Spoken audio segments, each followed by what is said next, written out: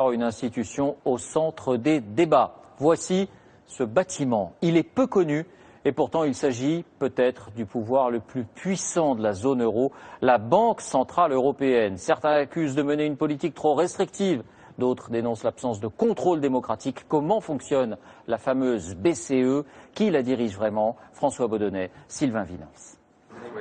Quand le président de la Banque centrale européenne se présente la semaine dernière devant les journalistes, l'euro est à un niveau record. En à peine quelques mots, il va le faire chuter.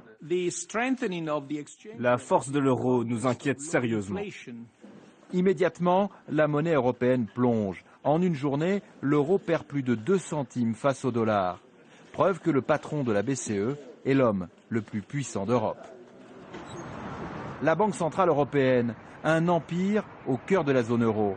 C'est elle qui, par milliards, fabrique et distribue nos pièces et nos billets. Elle encore qui influe sur les taux d'intérêt de nos banques.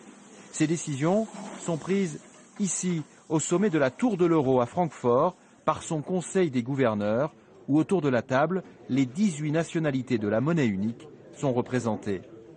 À ces hommes, il a été donné un objectif principal, maintenir la stabilité des prix, en clair, lutter contre l'inflation. C'est l'Allemagne qui a imposé le contrôle de l'inflation. On sait que l'Allemagne s'oppose viscéralement à l'inflation et c'est donc le mandat principal de la Banque centrale européenne.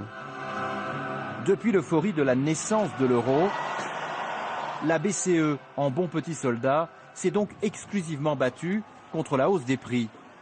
Problème, elle a laissé notre monnaie monter en flèche par rapport au dollar, ce qui freine nos exportations, comme les ventes d'Airbus par exemple.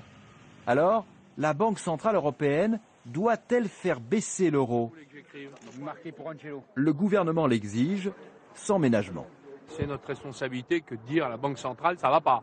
On est en quasi-déflation, on n'est pas en croissance suffisante, donc qu'elle appuie sur l'accélérateur. C'est son travail, sa responsabilité, y compris devant l'histoire.